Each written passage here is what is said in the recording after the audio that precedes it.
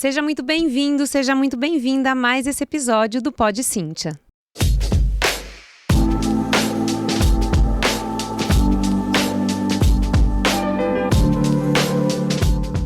Esse é um canal destinado a donos e donas de escola de música que querem expandir os seus negócios alinhado ao seu propósito e à sua metodologia de ensino.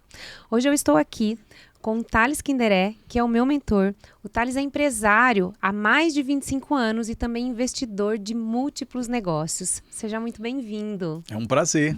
Tamo junto, Cíntia. Que bom. Obrigada. Prazer por você estar aqui. Que bom que deu certo esse dia para a gente falar mais sobre negócios, sobre educação.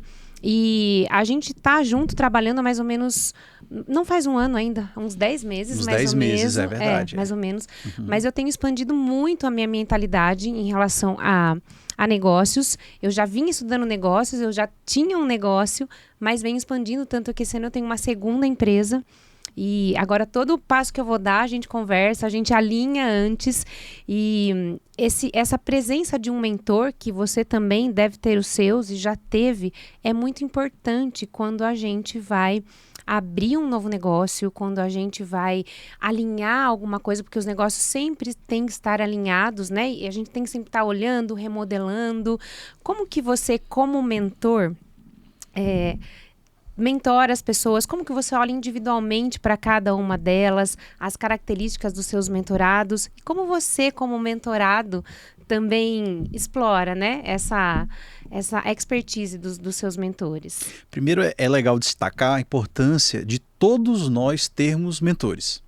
O mentor é aquela pessoa que já trilhou o caminho pelo qual você está trilhando.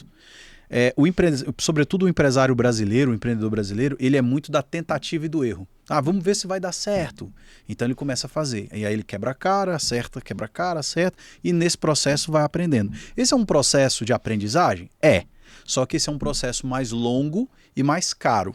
Quando você tem um mentor, o mentor ele já destila o conhecimento dele e a experiência que ele teve e evita você ficar fazendo essa tentativa de erro e acerto que te faz perder dinheiro e tempo. Então esse é o principal motivo de você ter um mentor. E aí o legal é você identificar o mentor certo para a área que você está precisando. Então, vendas. Qual é o mentor de vendas que eu vou contratar, que eu vou buscar conhecimento?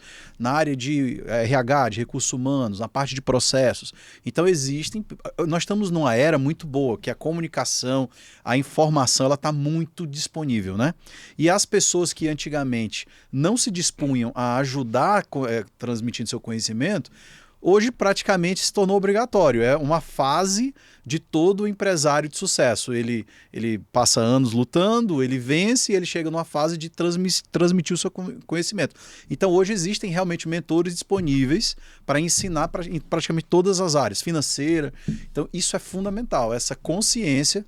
Se você é empresário, tem que ter a consciência de que precisa aprender com quem já passou pelo lugar onde você está passando. Essa mentalidade é que eu derramo para os meus mentorados. Que o empresário, Cíntia, de maneira geral, ele é um ente muito isolado, ele é muito solitário. Geralmente quem empreende, ele empreende, mas a família não sabe exatamente como faz ou o que ele faz. Os amigos, na maioria das vezes, não fazem parte desse ecossistema de empreendedorismo, são amigos que vieram da faculdade, da escola e tal. Então, o que acontece? O mentor ele não tem com quem compartilhar, o empresário, ele não tem com quem compartilhar os desafios. Sim. Ele acaba ficando isolado. Quando um empresário, então, ele conecta com o mentor, ele conecta com uma mente que pensa como ele, que já passou por aquilo que ele está passando e pode, de fato, orientá-lo. Então, é inevitável. Eu acredito que para um negócio hoje, nos dias de hoje, crescer, é inevitável você optar por ter mentores. Com toda certeza. E trazendo isso um pouco para o meu público trabalha muito sozinho.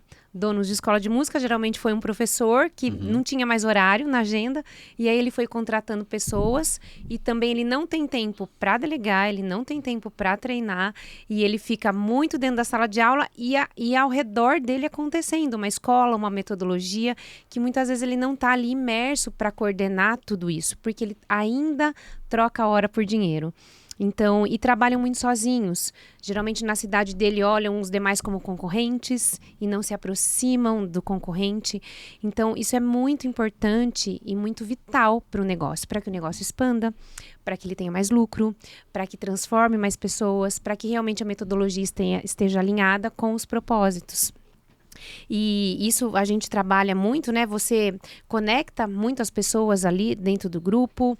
E eu queria, na verdade, que você contasse a sua história no empreendedorismo. Empreendedora há 25 anos, mas como foi isso? Eu sei que você empreende em família também. Até a Lia está aqui, sua esposa veio junto e vocês empreendem em família e tem filhos, né? Tem um filho, o Matheus, ali. Então, como que é esse empreender em casa, em família, com a vida acontecendo junto, muitas empresas, como que você consegue fazer isso? Porque todo mundo fala, não consegue. Né? Como que você consegue fazer isso com maestria? Eu vou pegar um jargão do nosso mercado e vou dizer o seguinte. Hoje, 25 anos depois, nós estamos com 12 empresas e 10 sócios diferentes. E é possível chegar nisso. Aí vem o jargão, mas nem sempre foi assim, né? Então, assim, eu comecei do jeito que a maioria dos empreendedores no Brasil começa.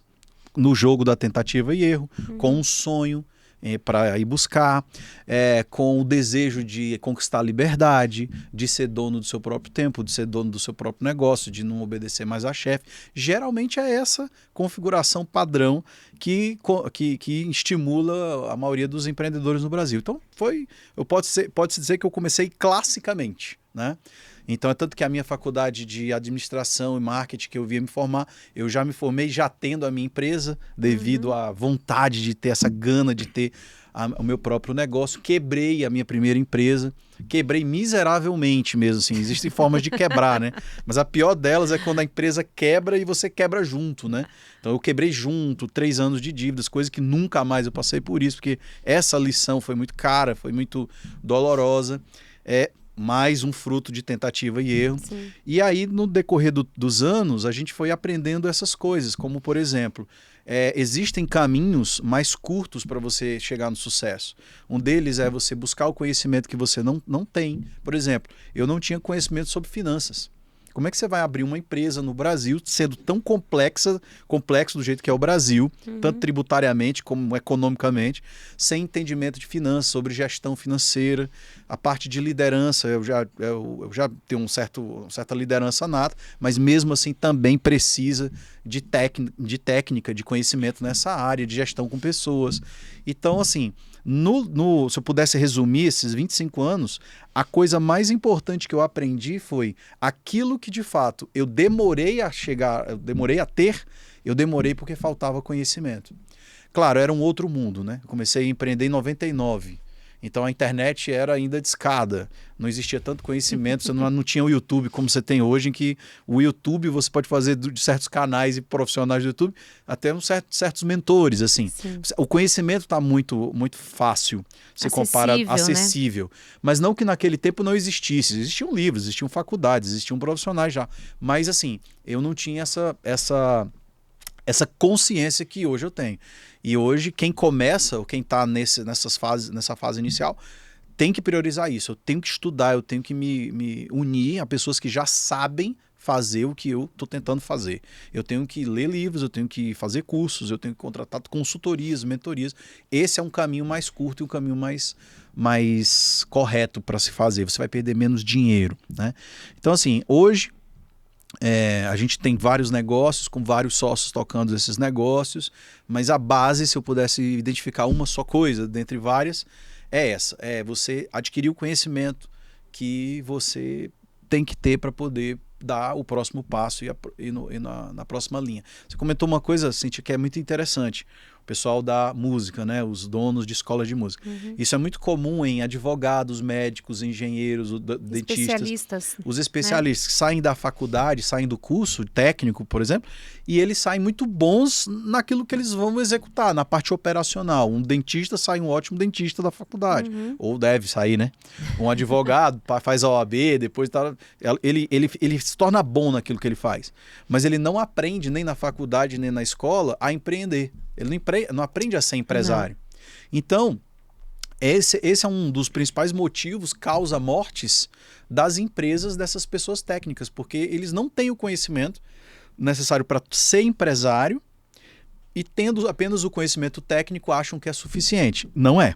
Sim. E aí, quando cai na vida real, né, acontece o que a gente vê acontecer tanto, né? Dívida, a gestão de pessoas feita de um modo equivocado, então você vai perdendo os melhores talentos, vai tomando processo trabalhista, às vezes só por questões de relacionamento. Então, assim, se você empreende no ramo da música, é imperativo que você estude empreendedorismo, estude economia, estude finanças, estude marketing, vamos falar disso, eu acho, imagino, de vendas, entender que a sua expertise operacional ela é insuficiente para te levar ao lugar onde você quer chegar.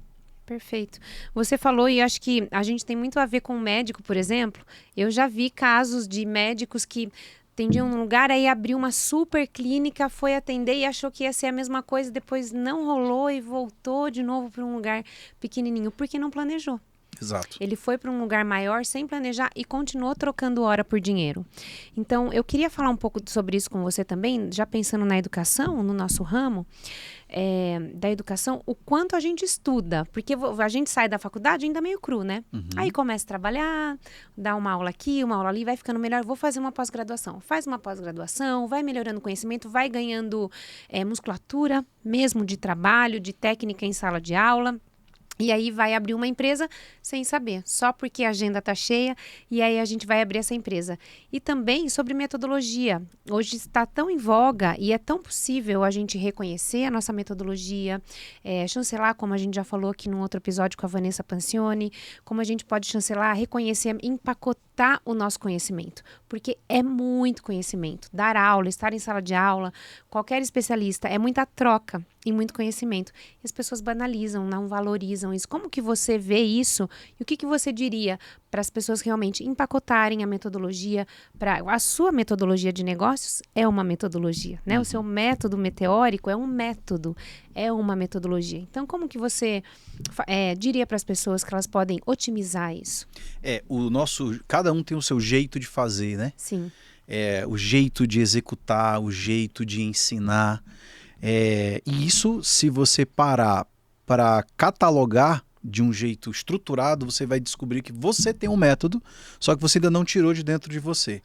E essa metodologia, esse jeito de fazer as coisas, esse jeito de replicar o que você faz, isso vale dinheiro. No mundo da educação clássica, né? Vamos falar de professores, por exemplo, existe muita resistência de ganhar dinheiro com conhecimento. E aí acontece o que você falou, né? As pessoas, então, elas ganham dinheiro por horas e não por conhecimento. Mas o valor não está na hora do professor. Eu vou repetir, o valor não está na hora do professor. O valor está no conhecimento que o professor tem para transmitir. E cada professor tem a sua forma de transmitir, ou seja, tem um método. Então você pega método e pega conhecimento. Os professores da face da terra têm um ouro na mão para construir realmente riqueza, liberdade, mas não sabem o que fazer com isso, ou tem algumas restrições, algumas crenças que os seguram para dizer, não, mas parece que não é honrado, né? Ganhar dinheiro com conhecimento. Pelo contrário, se existe uma honra, é você crescer na vida enquanto compartilha o seu conhecimento. O conhecimento, de fato, é o que mais transforma a vida das pessoas.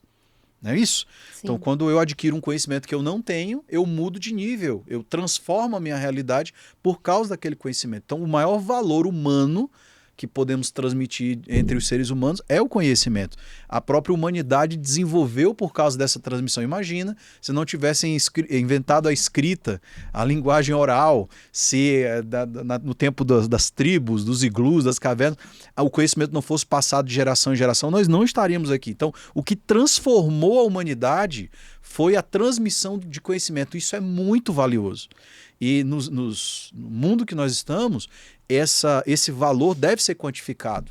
Quando você entende isso, você começa a parar de trocar horas por dinheiro. Porque o dinheiro é a coisa mais cara que nós podemos ter na vida, é o nosso tempo. É o único recurso que não se repõe. Né? Os 5 minutos que passaram agora nunca mais voltarão. Todos nós temos um estoque limitado de tempo até o resto da vida. E nós então decidimos meio que arbitrariamente, ou às vezes impostamente, ou intuitivamente, ou se chama como quiser, nós decidimos então vender a nossa vida, porque tempo é vida, por dinheiro. Não me parece ser um bom negócio. Não. Agora, quando você tira da equação o tempo e coloca o conhecimento, aí você vai para uma outra dimensão. Aí você escala. Exatamente. O conhecimento vamos colocar aqui para simplificar. O conhecimento é um produto. Assim como um copo, assim como uma televisão, ele é um produto. Já que ele pode ser vendido, ele é um produto. Só que ele tem uma diferença.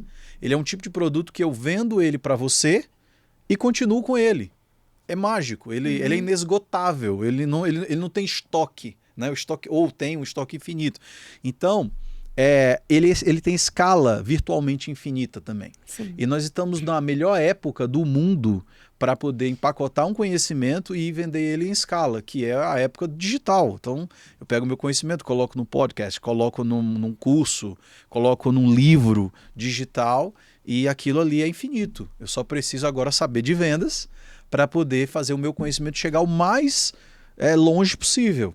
Se eu entender a lógica e dominar a forma de fazer a venda, o céu não é o limite. Assim, a escala de crescimento é, de novo, virtualmente infinita. Então, essa chave ela precisa virar nos professores de música, de qualquer coisa, de qualquer especialidade. Porque eu sou professor e eu digo, eu acredito, agora eu vou puxar a sardinha para o nosso lado, é a profissão mais honrada de todas. Sim.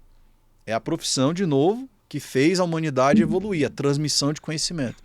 Então, sendo a profissão mais honrada de todas, por que não ser bem pago, ser honrado por isso, construir riqueza, construir liberdade, fazendo esse conhecimento ir adiante?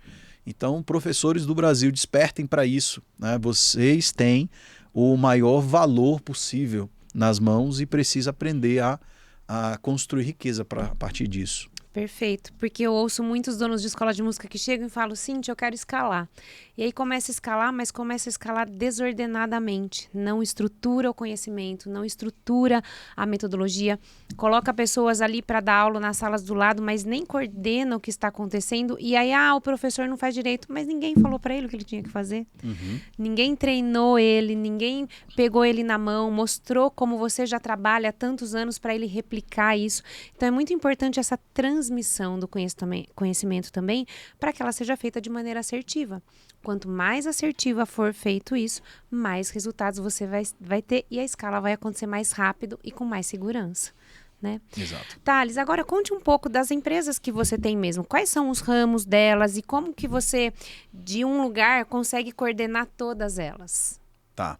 A minha arena principal é o digital. Né? Então, o conhecimento, a minha formação acadêmica é marketing e administração, e durante muitos anos, de 99 até 2013, eu e minha esposa, nós tivemos agências de propaganda. Eu falo agências no plural porque a primeira quebrou, como eu falei aqui. Então, aprendi com a lição dessa quebra e depois montamos outra e fomos até 2013. E então, nosso track record, a nossa experiência é com marketing, sempre foi. Quando a gente entendeu esse modelo que eu descrevi agora há pouco, que da escala, da transmissão do conhecimento, eu disse, opa, parece que eu estou no negócio errado. Eu estou no negócio da prestação de serviço, que é isso que uma agência faz. Sim. Aliás, eu tenho até um disclaimer para fazer daqui a pouco. Eu tenho convicção, depois de 10 anos no mercado digital e mais outros 13 no mercado de agências, eu posso dizer uma coisa. As agências digitais no Brasil estão fadadas a quebrar, todas elas. Elas vão morrer. Daqui a pouco eu explico por quê. Tá. Então, mas eu entendi que o modelo estava errado, porque era um modelo de prestação de serviço. E esse modelo pode ser escalado? Pode, com pessoas, com estrutura. Eu posso ter uma sala com 5 pessoas, 2 salas com 10 pessoas, 3 salas com 15, é assim que se escala.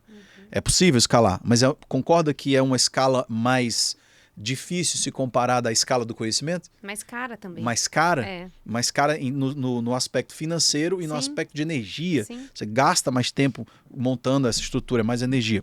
Então, quando eu percebi isso, eu disse, opa, eu preciso mudar a arena. Minha arena tem que ser essa aqui.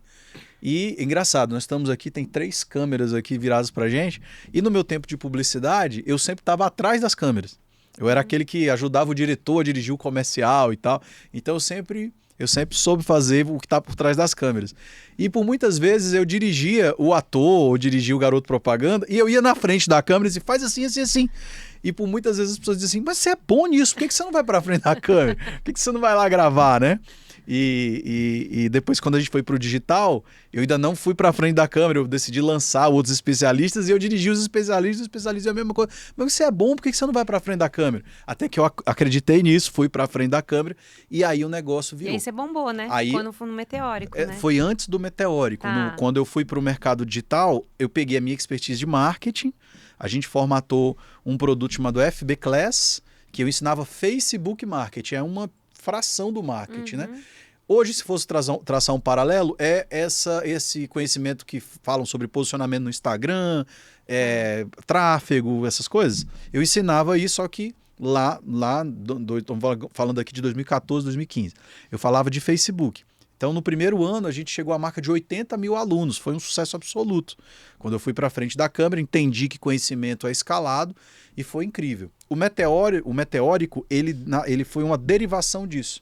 No ano ali de 2016 para 2017, a gente precisava... Eu também sou de vendas, né? Quem é de marketing necessariamente sabe disso. Sim. Então, a gente precisava construir um funil, uma metodologia diferente para poder vender os nossos produtos. E aí nós criamos o que hoje chama-se método Meteórico. Olha o método de novo aí. Nós pegamos um framework de marketing nosso próprio, conectamos vários pontos e aí testamos para vender nossos produtos. Foi um sucesso absoluto.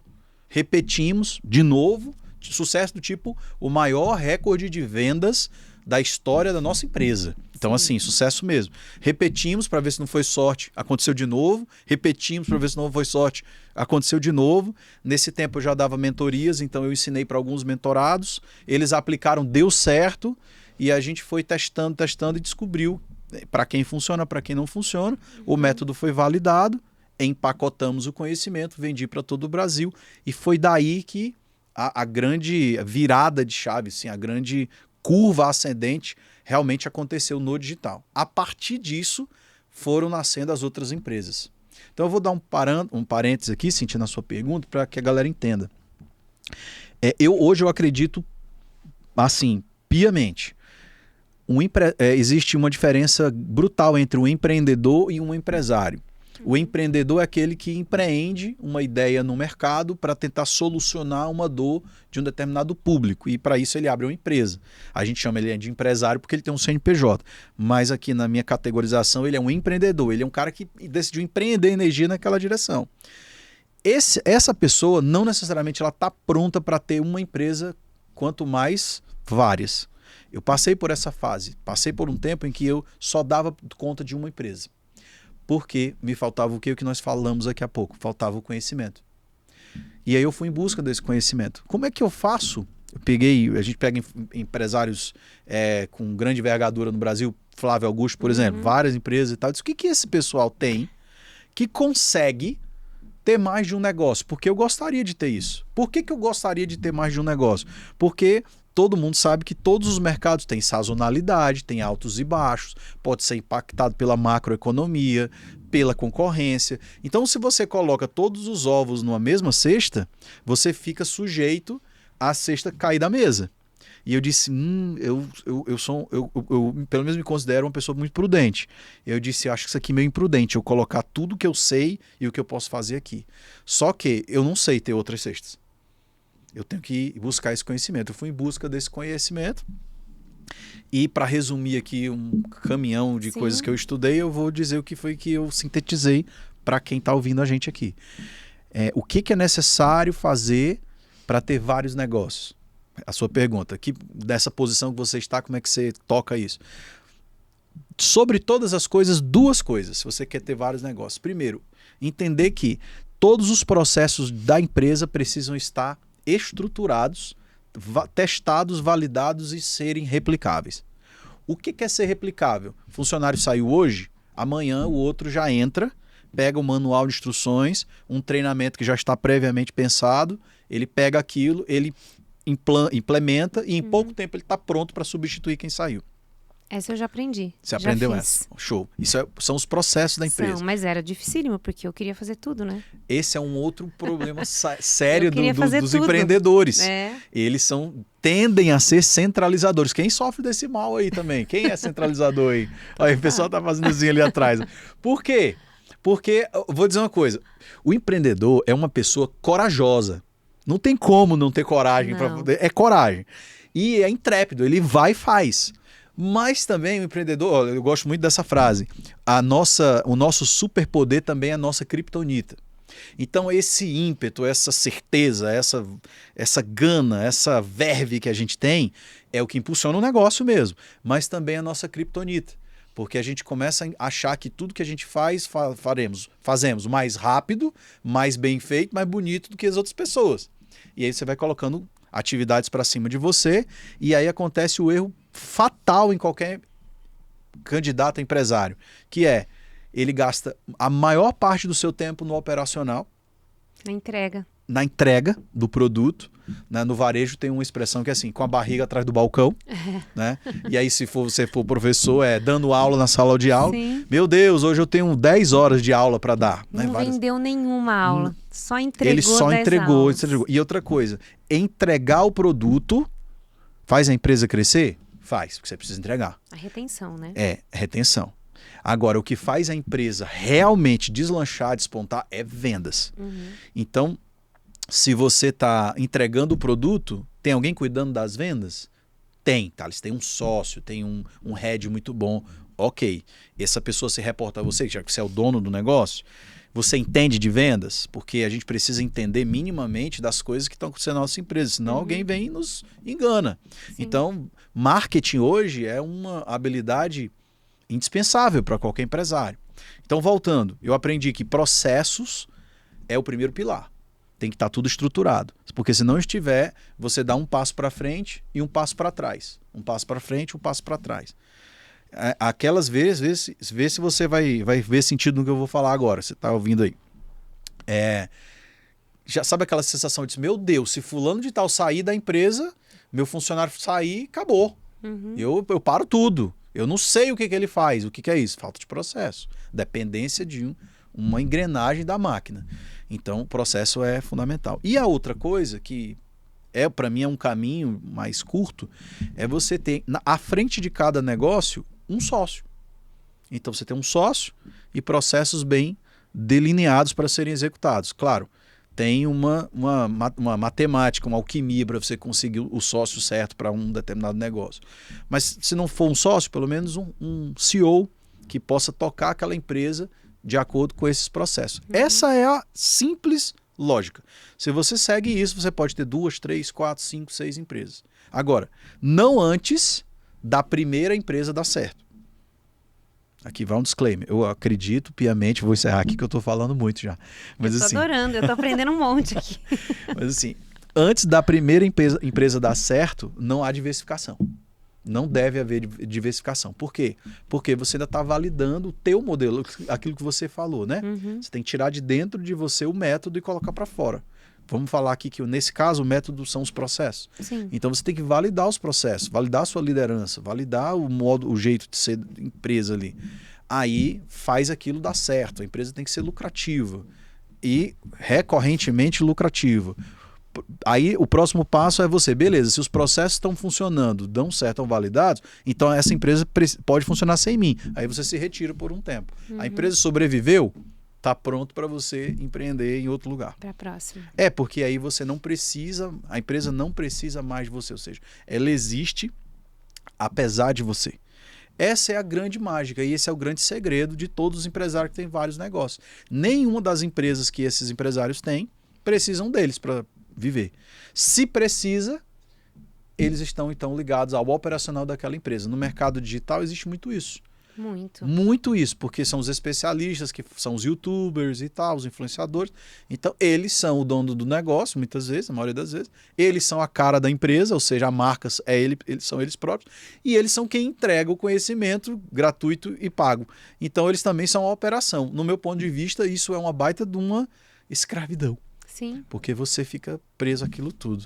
Entendeu? Perfeito, perfeito. E tem tudo a ver com o nosso nicho.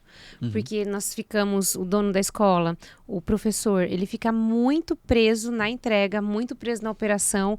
Se ele sai de onde ele está, o WhatsApp dele não para um minuto, ninguém tem autonomia, ninguém sabe para onde vai, porque não tem isso desenhado. E foi até, eu adorei ouvir você falando isso agora, porque eu já tenho alguns processos que eu vou desenhar ainda, que eu não tenho, porque eu preciso tirar mais e o meu WhatsApp precisa apitar menos. Boa. E isso é ótimo. É um bom indicador esse. É um bom indicador. O WhatsApp está apitando muito, é porque você está muito na operação, você não delegou. E não é só delegar, você tem que confiar e conferir. Mas se você tem o processo estruturado, isso já funciona. Isso aconteceu comigo com o meu suporte. Eu tinha todos os processos. Eu fiz uma troca agora e eu praticamente não precisei treiná-lo. Uma ou duas reuniões que a gente fez, a gente conseguiu alinhar. Então, para mim é uma grande conquista, né? Porque eu não precisei mais ficar na operação, ensinando tanto. E é possível construir processo de qualquer coisa. Sim. Me perguntam muito isso, Thales, mas dá para fazer processo de tudo? Dá para fazer processo de tudo. Até processo da linha criativa.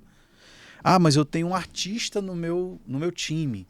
Ele é a mente criativa. Beleza, ele tem o talento dele. Mas na hora de executar o talento dele, ele vai seguir um processo.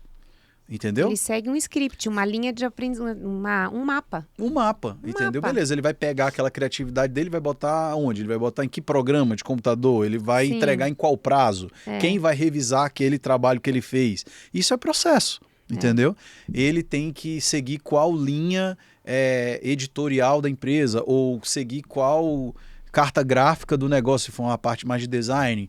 Ele tem que seguir a cultura da empresa. A cultura está feita, está estabelecida, ou ele vai ser uma mente distorcida ou desconectada de uma cultura que não está clara. Então, assim, a cultura é também processo. Então, até a criatividade você consegue processualizar. Tudo, tá? Sim. Na música, no direito, na medicina, em qualquer coisa. Para nós seria, eu uso um método que tem lá 20 músicas, que precisa tocar, começar com essa, vai tendo grau de dificuldade, vai aumentando. Que processo usa para tocar da música 1 até a música 20? Isso. Né? Que todo aquele repertório. Então, há um processo. E isso o professor faz muito em sala de aula. Avaliações, onde entram as avaliações. Isso. O que fazer com o aluno que não conseguiu. Isso. Tudo é processo. Tudo é processo. Como uma escola. Exatamente. Como qualquer escola. Exatamente. Não é verdade? Thales, há um tempo atrás eu passei por um período bem difícil na empresa e eu mandei uma mensagem para você. Eu falei assim, Thales, olha, todo grande empreendedor, você lembra dessa mensagem? Eu lembro disso. Todo grande empreendedor tem uma história que já faliu e que deu bem. Eu falei, eu não quero falir. Eu não quero essa história para mim. Não quero. E eu disse, é justo, não preciso. Eu falei, eu não quero essa história para mim, não quero essa história para os meus mentorados, tanto é que eu falo muito para os meus mentorados. Já tem um sinal amarelo, avisa. Não deixa chegar no vermelho, já avisa no amarelo para a gente ajustar. Isso aconteceu, eu mandei uma mensagem para você e você rapidamente já desenhou uma metodologia do que eu tinha que fazer. Em menos de 2 meses depois, essa situação já se reverteu, eu tive um faturamento recorde, eu montei meu mastermind, que foi algo que um dia você virou para mim e falou assim, Cíntia, você tem que ter seu mastermind. Olhei e falei, eu? Né? Porque a gente sempre pensa, eu não consigo, eu não tô pronta para isso, né? E professor tem muito isso, a gente quer planejar primeiro para depois colocar estudar alguma coisa para depois colocar na prática. depois praticar. Mas é diferente, né? Essa semana eu ouvi o Caio Carneiro falando algo do tipo também. A gente precisa inverter a bandeira, não é ordem e progresso, é progresso e ordem. Primeiro você expande e aí você vai, porque o conhecimento você tem. Então você expande e você vai... Avança e depois organiza. É isso aí. E eu tô com esse DNA. E aí eu liguei para você e a gente rapidamente reorganizou e o Mastermind saiu. E agora mais pessoas vão expandir ainda mais com segurança, né? E se eu não me engano, não vou ser... não vou ser certeira aqui para falar, preciso até pesquisar, mas acredito que seja o primeiro mastermind que tem em educação musical no país. Então, assim, algo bem inovador mesmo. Pesquisa, porque pode ser no mundo, tá? É verdade. É possível que seja porque é o seguinte, esse mercado no mundo, tirando as grandes gravadoras, que são extremamente profissionais, quando você vai para a área de escola de música... De educação musical.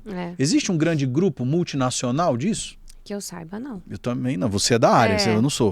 Ou seja, tem congressos na área da educação musical, mas acadêmicos. Na área dos negócios, isso é não. muito inovador. Então, muito provavelmente, não há uma derivação de um grupo de negócios dessa área. Então, que maravilha. Você está desbravando uma nova etapa, uma nova era nesse mercado. E outra coisa, quando você junta pessoas acima da curva, com o objetivo, todos, de crescer, se ajudando, é impossível dar errado.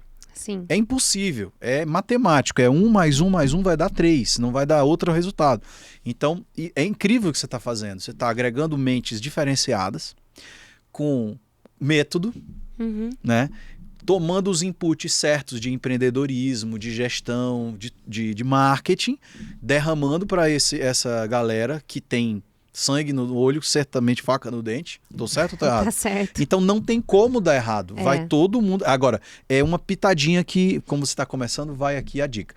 A pitadinha que você nunca pode deixar de dar é estimular que as pessoas se ajudem. Sim. Entendeu? É isso. Então a galera se ajudando e tendo esses inputs que você está trazendo, é impossível dar errado. Vai todo mundo crescer. Tenho certeza. A gente já começou certo, porque o grupo já está muito coeso, já está todo mundo unido, com sangue nos olhos, realmente para fazer diferente, porque é inovador e é muito disruptivo. Na verdade, tudo o que eu falo no Instagram, nos podcasts, quando eu falo, é muito disruptivo ainda. Muita gente duvida, mas como assim? Eu dou aula há 30 anos, eu nunca ganhei dinheiro. Como que agora ela vem aí falando que eu vou ganhar? E vai. Mas precisa seguir a minha metodologia e fazer dinheiro com o que eu tô falando. Se tantos já fizeram, eu sou a prova viva disso. Até 10 anos eu era CLT. Eu tinha um salário de R$2.000. E depois que eu saí do CLT... O que eu cresci em 10 anos, eu não cresci nos 19, que eu fiquei no CLT.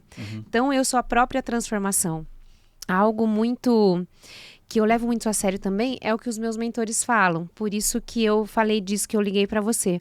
Porque quando o mentor fala para mim, antes da gente entrar aqui, você me deu um direcionamento aqui que eu já tô fazendo. Tô percebendo. Você tá percebendo? Tô sim. Quando o mentor fala, eu não discuto. Eu posso pedir mais dados, entender um pouco mais daquela ideia que ele me falou. Mas se fala para mim, eu faço, porque ele já sabe. Por que eu vou discutir com ele ou por que será que eu vou querer fazer outra coisa? Então, eu tenho muito isso de obedecer a ordem, sabe? Se eu elegi alguém para ser meu mentor e eu acredito, eu vou fazer. E se der errado, a gente vai alinhar junto. Olha, você mandou eu fazer isso aqui, não deu muito certo aqui. Vamos alinhar e ver como que pode ajustar? Então, eu acho que obedecer a alguém... Não obedecer, mas realmente respeitar e seguir o que a pessoa falou, é muito... O resultado vem muito rápido. Não tem como não trazer o resultado rápido, né? Você deve perceber isso também quando você fez e quando você está mentorando pelo que seus mentorados falam. E você deve ter mentorado também que não faz o que você falou. Tem todos os cenários, né? E aí você fala, poxa, não fez o que eu falei, deu errado. Porque isso já aconteceu comigo também. Acontece sempre. Se existe a honestidade do mentor em realmente compartilhar o que ele fez dar certo, aí isso se aplica 100%.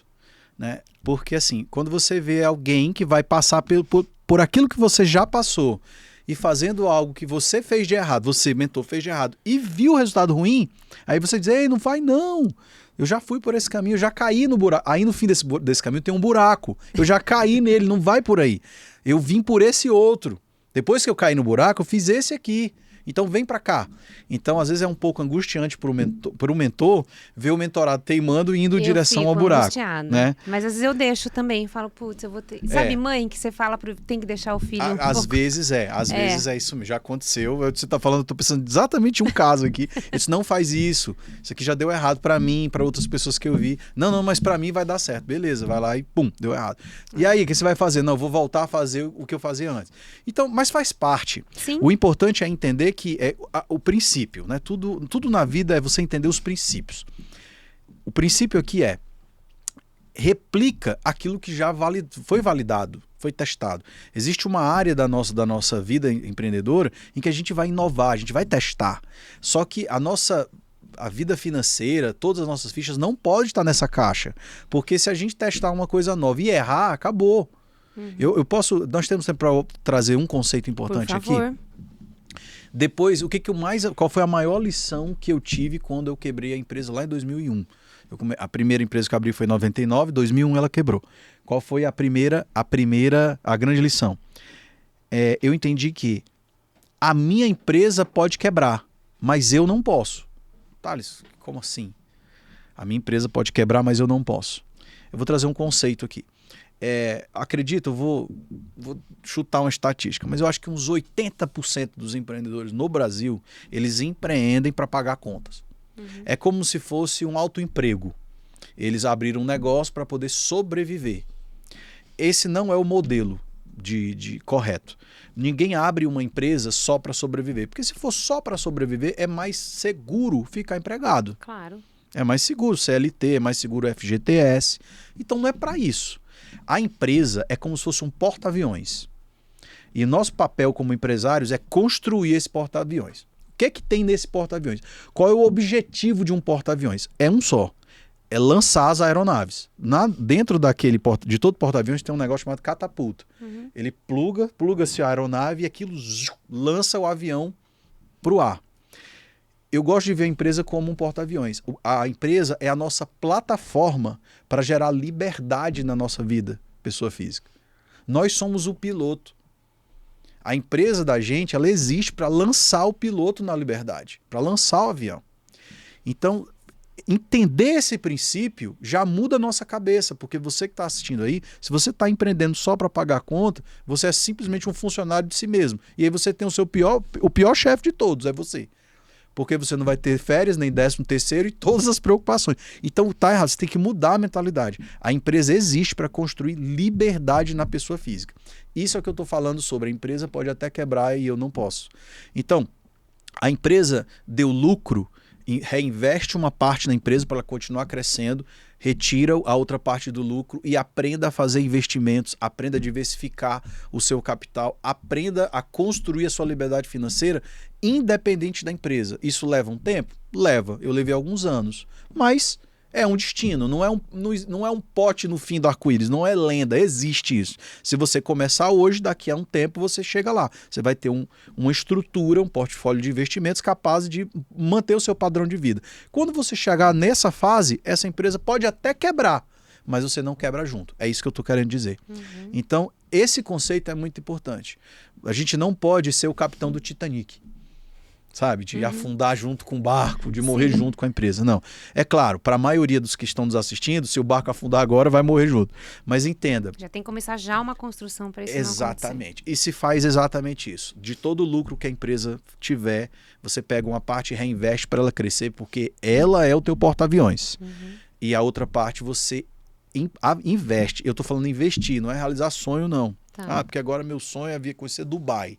Aí pega o lucro do semestre todo da empresa e gasta numa viagem. É maravilhoso, a gente tem que realizar nossos sonhos.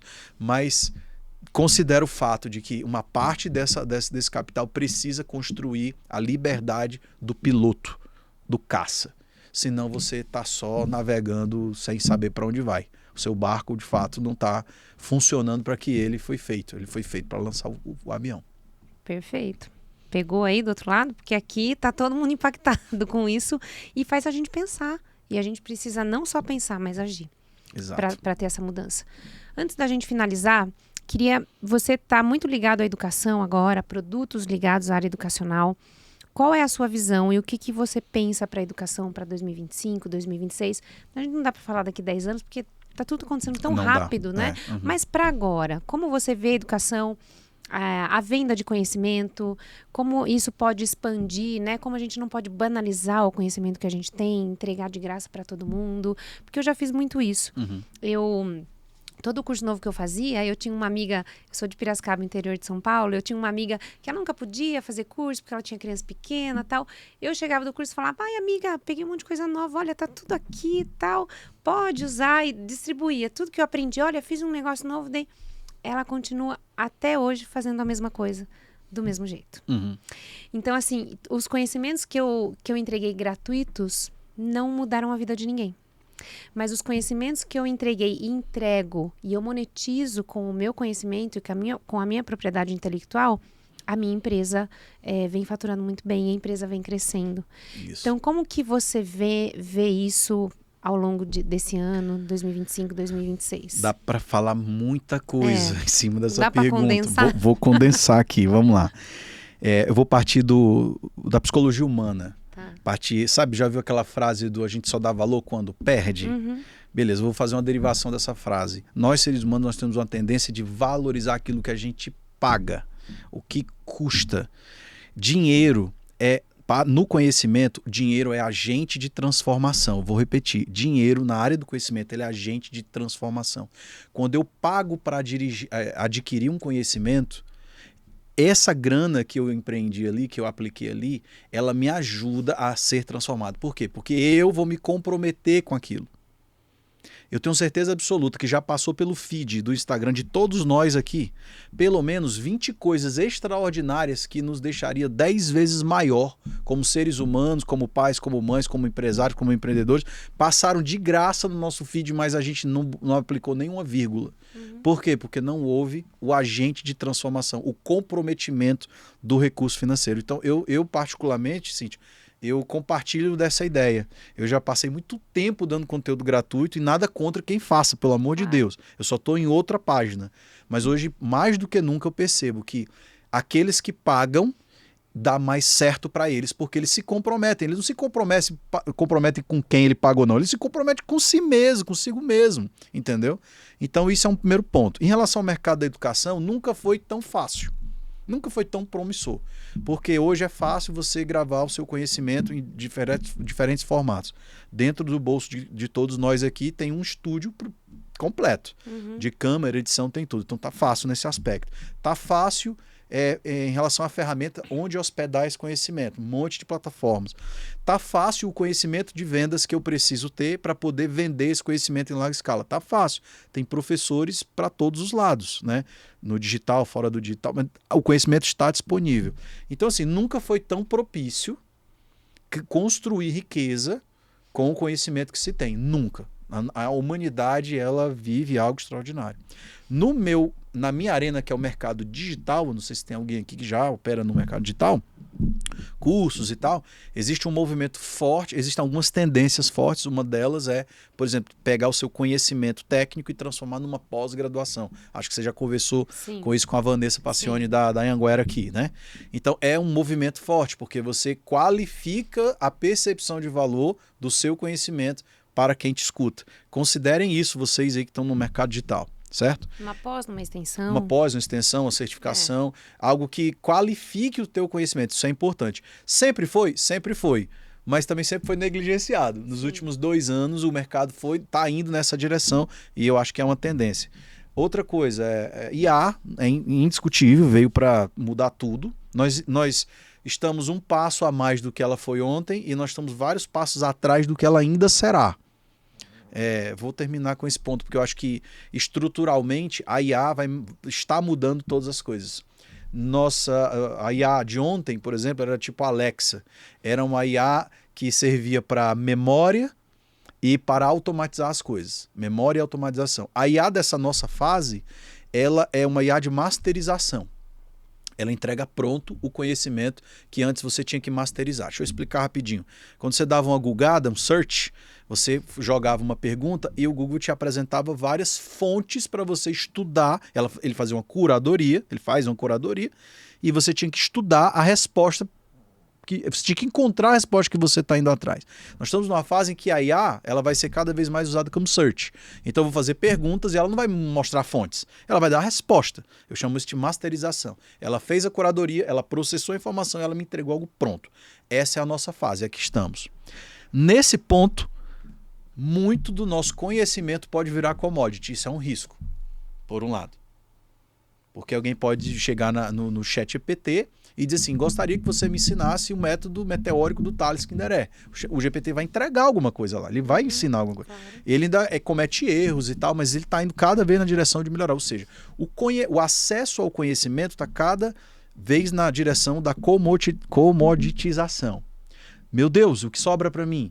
Sobra você. Porque o GPT nunca será você. O GPT nunca ensinará como você. O GPT nunca aplicará o seu método como você aplica. O GPT nunca trará respostas como você dá as suas respostas, a humanização. E você pode até criar um avatar, e eu estou querendo criar um para mim também.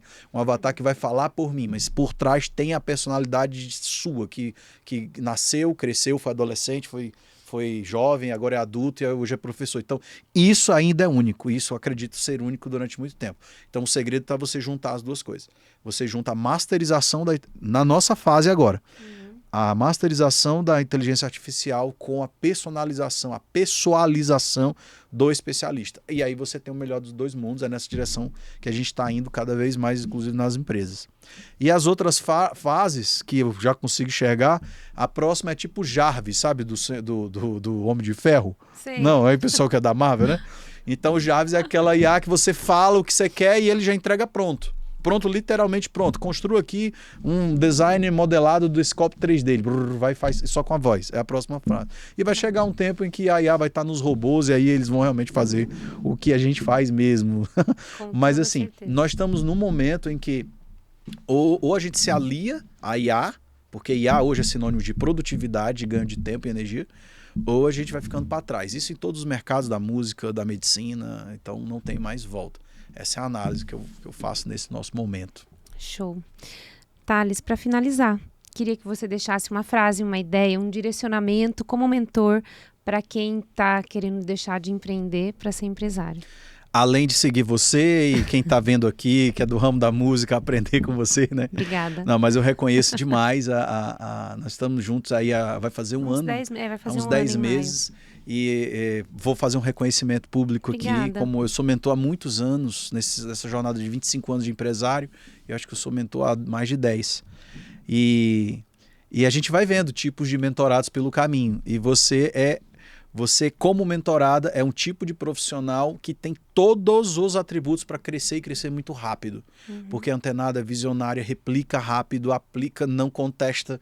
Então, a prova disso é que em 10 meses você já conquistou, né, com essa relação de mentoria, tudo que você conquistou. Então, parabéns, eu quero deixar esse reconhecimento e indicar, Obrigada. se você é do ramo da música, sobretudo se é dono de escola de música, não tem outra fonte para beber a não ser a Cíntia, pelo amor de Deus. Então, além dessa, né? Show. Além dessa frase, o que eu acho? Eu diria o seguinte: seja humilde para aprender. Seja humilde para aprender. Nós precisamos ser eternos aprendizes, aprender para sempre. Aliás, para mim, isso aqui é sinônimo de humildade. E o ser humilde não é ser pobre. Ser humilde não é ter escassez. Ser humilde não é não ter as coisas. Ser humilde é você ter o coração aberto para aprender sempre. Então, se eu e você formos humildes, é inevitável que nós vamos crescer. A gente vai crescer como pai, mãe, como empresário, como amigo, como tudo. Porque o nosso coração ele é treinável. Então, deixa essa frase, né? Seja humilde, aprenda para sempre. Maravilha. Thales, muito obrigada pelo seu preciosíssimo tempo, que eu sei o quanto é precioso o seu tempo. Obrigada por estar aqui. Obrigada a Lia, que está aqui ouvindo a gente, sócia, esposa do Thales. E eu espero que você tenha gostado muito desse episódio, assim como eu gostei. Aprendi demais. Eu preciso assistir mais umas 2 vezes para anotar e falar o que eu preciso fazer agora, porque a gente vai vendo tudo que a gente ouve e vai elegendo o que a gente precisa organizar primeiro. Então, muito obrigada mesmo. Eu espero que você tenha gostado desse episódio, assim como eu e todo mundo que está aqui. E se você ainda não conhece o Thales, a gente vai deixar todas as informações dele aqui, dos canais onde você pode encontrá-lo, e os meus também. Se você ainda não segue o canal, siga para saber de mais episódios e de mais novidades. Tchau!